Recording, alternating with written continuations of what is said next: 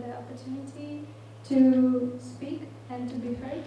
And I'm going to talk about media in the context of war. So we all know that media plays an extremely important role in the modern world. And today it's hard to imagine life without social media, TV programs, newspapers and magazines. It is an integral part of our lives. And now we can get news from anywhere in the world just with one click. And the media shows all events related to our daily life. And so today it's hard to stay out of the context of the most important events happening in the world right now. And Ukraine is going through the most difficult stage in its modern history. The last 11 years have been marked by the bloody struggle of the Ukrainian people for freedom against the Russian occupiers. And a lot depends on how journalists capture each moment and describe their current situation. The materials can inspire, ground, influence, and inform Ukrainians and the world about what is happening in the country. For us, media plays a special role, and you all know that we need international support, and Russia is also aware of this, which is why they are ready to do anything to sow seeds of doubt in the mind of citizens of the countries. The aggressor country will not stop until it achieves its goals, so Russia has been pursuing its aggressive policy for centuries, and almost every generation of Ukrainians has had to fight and prove their right to exist. However, in this article, I will only consider the events of 2013 and 2022, which are times of development and improving of technology, and accordingly, the growing of importance of media.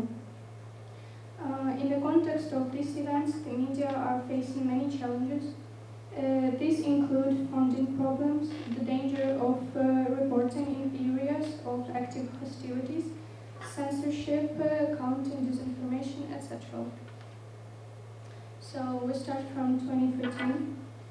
For a very long time, the Ukrainian and Russian media space was shared. Ukrainian viewers consumed a lot of Russian content, music, films and TV serials, entertainment programs, bloggers and influencers. We used Russian social networks and did not even notice the danger of the narratives that were spreading and lodged in our minds.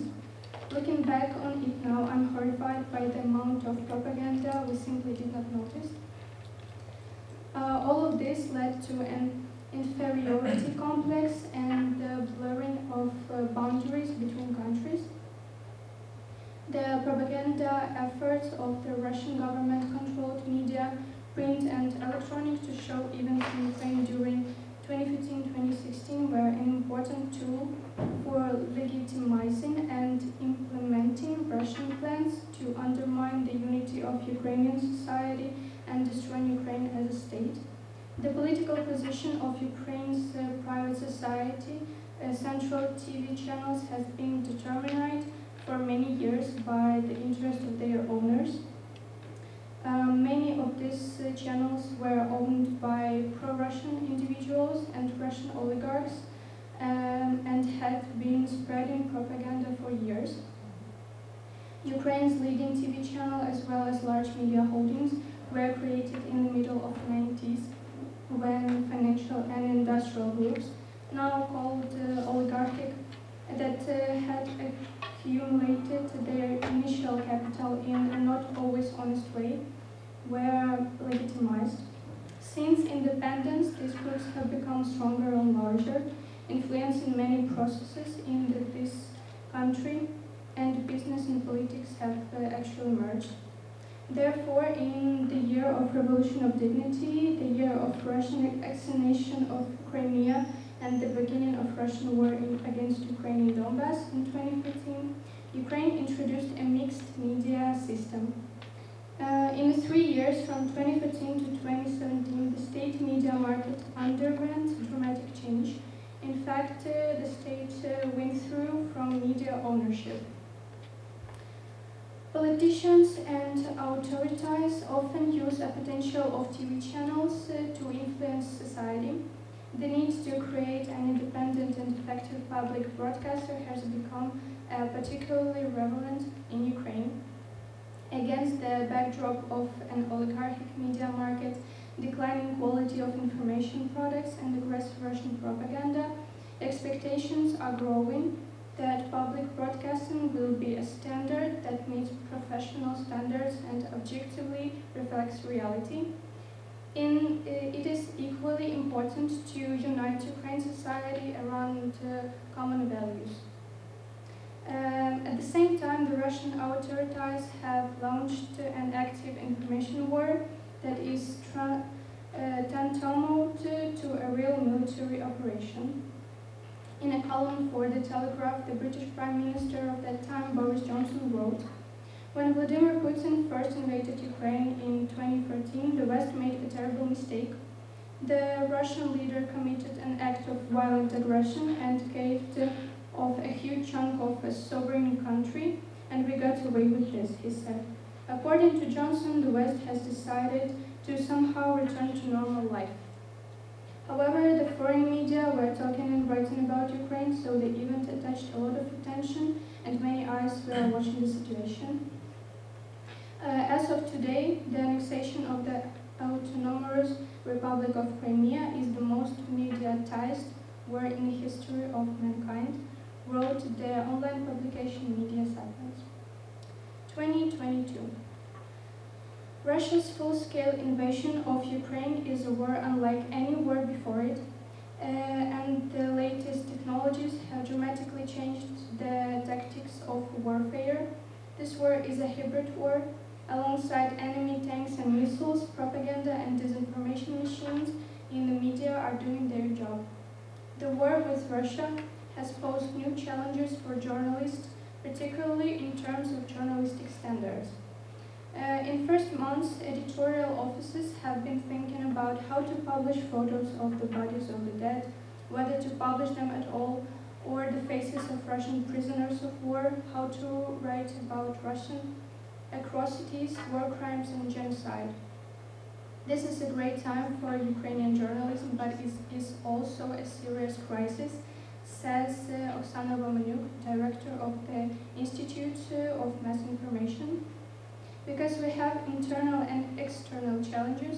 Internal, when we have to work in special conditions of work.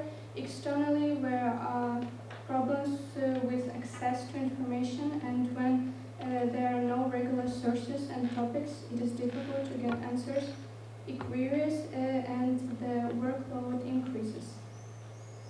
Our country's media are currently in a stage of crisis due to financial problems on the one hand, and restrictions imposed by natural law. On the other, it is important that these restrictions end with the war. Foreign media have problems showing the Russian-Ukrainian war. However, they often arise not from a lack of professionalism, but from a lack of sincerity to the background of what is happening in Ukraine. This is neutral, no one can really feel what we're feeling, and so it's logical. Nevertheless, they can and should make the reality as it is. 2 years ago, I would never have allowed a photo of a corpse in a landing to be published, but now this war is not the same, and the rules and approaches have changed. And we already have to publish sensitive content just so that the world knows what it's dealing with.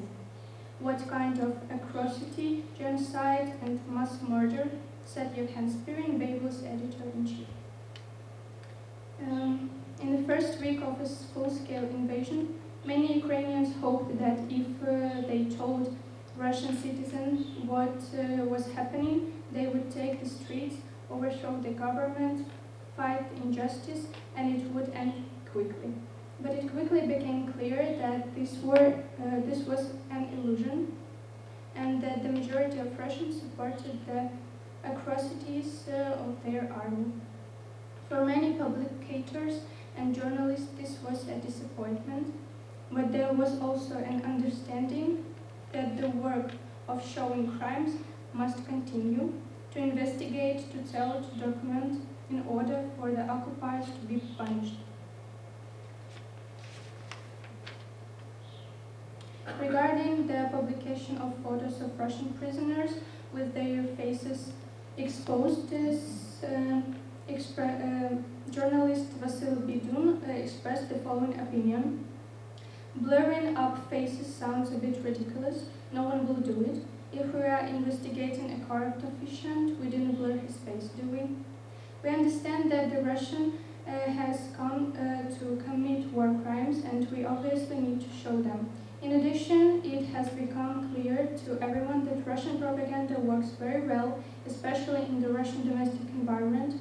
Showing a blurred face is a clear opportunity for the Russian media to say that this is all fake. And it's harder to do that when certain people are involved. At least the person's family will see this and come up with something, the journalist said.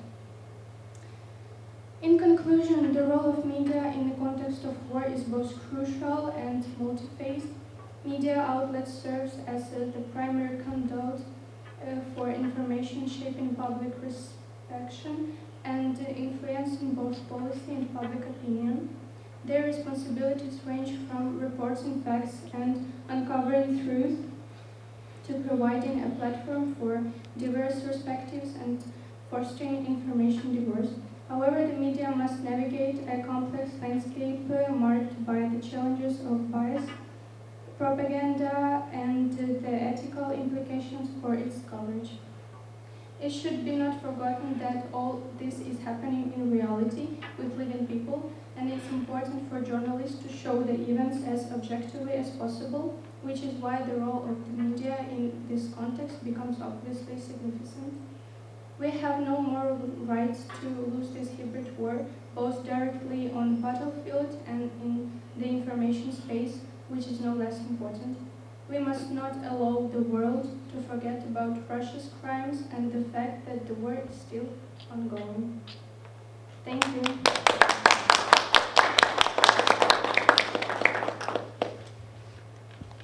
Questions? Yeah, we still have 2 minutes, so maybe. Yeah, sure. So I have a question. Do you think that back in 2014, social media had less influence than TV programs, like news programs and newspapers, than? For sure. For me, it's the right opinion, because now people and modern generations, they use internet and some social networks, and they don't pay much attention to the TV. So yeah, I think so.